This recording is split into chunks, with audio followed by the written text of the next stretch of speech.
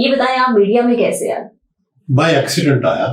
میں تو CSS کرنا چاہتا تھا, لیکن وہ اس کی تیاری کرتے کرتے مجھے کسی نے مشورہ دیا میرے انکل کو, تو میں یہاں آ گیا اور بس پھر یہاں سے ایسے آیا ہوں کہ پھر میرا جانے کو دل ہی نہیں چاہا. نہ ایکسیڈنٹ آئے اور چھا گئے. نہیں, بس محنت کی اور یہی بس بس گئے.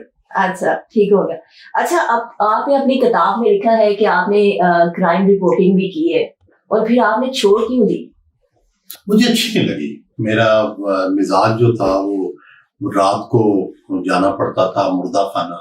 میں ذرا ڈرپوک آدمی ہوں, میں ڈر جاتا تھا, تو میں خون نہیں دیکھ تحریر تو آپ کی بڑی صحت ہوتی ہے. میں انسانی خون نہیں دیکھ سکتا, مردے نہیں دیکھ سکتا, تو اس لیے پھر میں نے جو ہے پولیٹیکل رپورٹنگ مجھے پسند تھی, میں نے وہی کی. یعنی آپ کی قلم جو ہے وہ تنقید کر سکتی ہے, وہ سبق لکھتے بھی آپ ویسے دل بڑا نرم.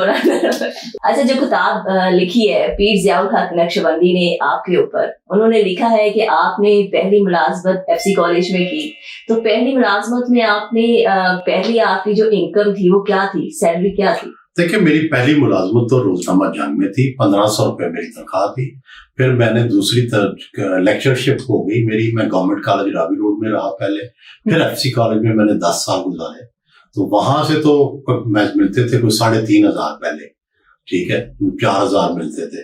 تو پھر میری جنگ میں بھی تنخواہ جو ہے صرف 6 مہینے کے بعد ہی, اس زمانے میں 3300 ہوتی تھی, 3300.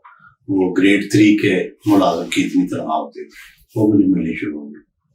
آپ نے جو اس میں کچھ سوال جواب آپ سے ہوئے, اس میں آپ سے یہ بھی پوچھا گیا کہ آپ کی زندگی میں کچھ نشیب و فراز بھی آئے, پھر اس کے بعد صحافتی کریئر میں بھی نشیب و فراز آئے. تو جب یہ نشیب و فراز آئے تو کبھی ایسا ہوا کہ آپ نے دل برداشتہ ہو کے فیصلہ کیا کہ صحافت چھوڑ دو؟ نہیں, یہ کبھی نہیں ہوا. بڑے مشکل وقت بھی آئے, لیکن یہ نہیں میں نے کیا. میں نے لیکچرشپ چھوڑ دی جب مشکل وقت آیا لیکچرشپ پر.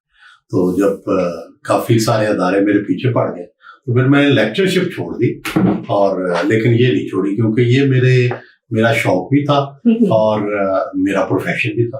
پر آپ کی ڈگری تو کوئی اور تھی. میری ڈگری تو ماسٹرز ان انگلش ہے, لیکن بس مجھے شوق ہوتا ہے نا بندے کو, شوق. جیسے شاعر کو اپنے شعر سن کے مزہ آتا ہے, جیسے پینٹر کو اپنی پینٹنگ دیکھ کے مزہ آتا ہے, مجھے بھی اپنی خبر پڑھ کر, تبصرہ دیکھ کر, اپنا پروگرام دیکھ کر مزہ آتا ہے. تو یہ سب آپ نے جو ایک منفرد اور محسوس انداز اپنایا, جس طرح سے نیچرل ہے, یہ نیچرل ہے, لیکن کچھ لوگوں کو تو بڑی محنت کرنی پڑتی ہے.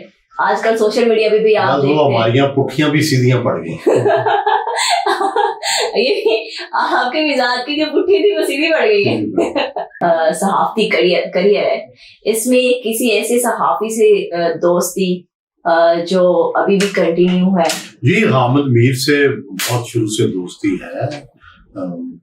سارے تقریباً جتنے بھی اس وقت ٹاپ پہ لوگ ہیں وہ سارے کسی نہ کسی کیریئر میں ہم آپس میں ٹکراتے رہے. اظہر عباس صاحب ہیں, ان کے ساتھ میں نے امریکہ کا وزٹ کیا.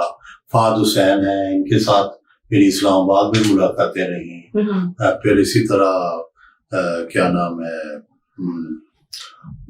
محمد مالک صاحب ہیں, ان کے ساتھ انہوں نے فرنٹیئر پوسٹ میں کام کیا. عامر میر صاحب ہیں, یہ اور میں ساری زندگی کولیگ رہے, ٹھیک ہے. تو اس طرح سارے ہم لوگ اکٹھے ہی بڑے ہیں. طلعت حسین صاحب کے ساتھ جو ہے وہ میں نے امریکہ کا وزٹ کیا. تو بہت سارے لوگوں کے ساتھ پہلے سے ہی ہماری یہ جو الیکٹرانک میڈیا آنے سے پہلے سے ہی ہمارا, یہ تو آپ نے ایک بڑی لمبی فہرست بتا دی ہے. یہ بتائیں, اگر سیاستدان کا نام آئے تو آپ کے پاس ایک فہرست تو ہوگی, اس فہرست میں سب سے اوپر نام جو آپ کو لگتا ہے کہ وہ آپ کا دوست ہے اور آپ ابھی اس کو کال کریں گے تو وہ کال اٹینڈ کر لے گا؟ نہیں, میرے جو سب سے زیادہ قربت تھی وہ نواب زادہ نصر اللہ خان سے تھی, وہ تو چلے گئے. محترمہ بے نظیر بھٹو سے تھی, وہ بھی بہت ہی مجھے پسند کرتی تھی. پھر آصف علی زرداری صاحب سے بہت تعلق ہے, نواز شریف صاحب سے بہت تعلق ہے, عمران خان صاحب سے بھی بہت تعلق ہے, لیکن اتنا تعلق نہیں کہ میں کال کروں اور وہ میری کال اٹینڈ کر لیں. لیکن ان سب سے ان سارے سالوں میں 35-40 سال میں بار بار واسطہ پڑتا رہا, بار بار ان سے ملاقاتیں ہوتے نہیں, لاتعداد ملاقاتیں ہوئی, لاتعداد انٹرویوز ہوئے, تو یہ سارے جو ہمارے بڑے کردار ہیں سیاسی، ان سے تو ہمارا ملنا جلنا، آنا جانا، بات کرنا، اپنی بات کنوے کرنا. اچھا، نواز شریف کو آپ کا نام لیا، نواز شریف صاحب سے اکثر آپ کی کبھی دوستی ہو جاتی ہے، کبھی وہ آپ سے ناراض ہو جاتے ہیں، کیا یہ معاملہ کیا ہے؟ یہ سارے سیاستدانوں کے ساتھ ہمارا چلتا رہتا ہے، لو ہیٹ. دیکھیں میرا اصول ہے جب کوئی حکومت میں جاتا ہے تو پھر میں اس پہ تنقید کرتا ہوں، جب کوئی اپوزیشن میں آتا ہے تو پھر مجھے اچھا لگنا شروع ہو جاتا ہے. پتہ نہیں کیوں آج کل آپ عمران خان پہ بھی بڑے مہربان ہیں. نہیں، میں اب بھی یہ سمجھتا ہوں کہ جس کے ساتھ بھی زیادتی ہو، مجھے لگتا ہے کہ مجھے اس کا ساتھ دینا چاہیے. یہ جتنی مذہبی جماعتیں سیاست میں آئیں، آپ اس کو کیا دیکھتے ہیں؟